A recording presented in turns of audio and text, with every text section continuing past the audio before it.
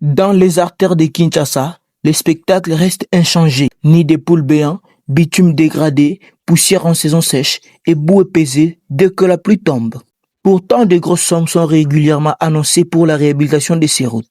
Des travaux sont lancés, parfois en grande pompe, mais à peine quelques mois après leur inauguration, le chaussée se détériore déjà. Sur certaines avenues, les ouvrages n'ont même pas tenu une année. La population s'interroge sur la qualité des matériaux utilisés, sur le suivi des chantiers et sur la transparence dans l'exécution des budgets publics. À ces difficultés s'ajoute un autre défi majeur, l'insalubrité. Dans plusieurs quartiers, les déchets s'entassent, les caniveaux sont bouchés, l'eau stagnante envahit les trottoirs et favorise la propagation des maladies hydriques.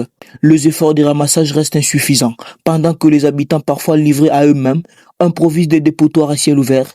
Le marché, les arrêts de bus, les abords des grandes avenues se transforment en poubelles permanentes, faute d'une politique de gestion des déchets efficace et durable. Face à cette situation, le Kinois exprime un mélange de lassitude et d'incompréhension.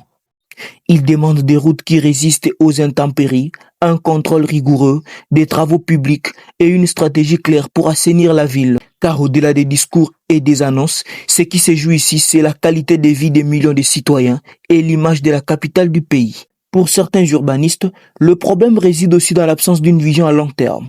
Les interventions se font souvent par urgence, sans plan de maintenance ni suivi technique.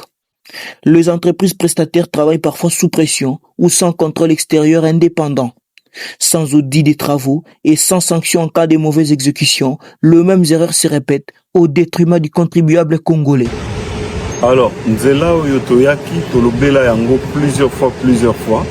Bauti kosala yango, point positif, basali yango na béton, mais point négatif, basali yango sans kosala bakaniveau.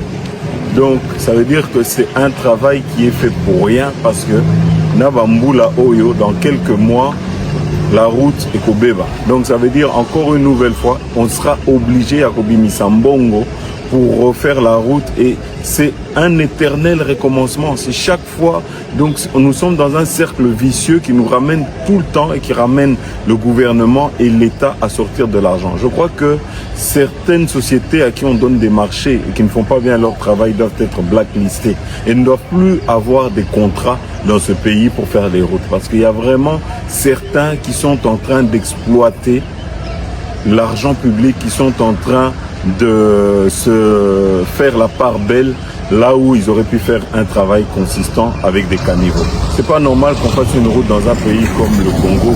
On sait que c'est un pays avec un climat équatorial dans lequel il y a des pluies tout le temps, qu'on fasse des routes et qu'on oublie de faire les caniveaux.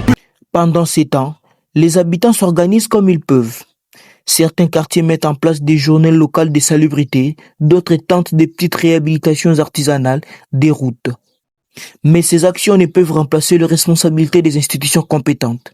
La ville de Kinshasa attend toujours des solutions politiques fortes, une gestion rigoureuse des fonds publics et une réelle volonté de bâtir des infrastructures durables.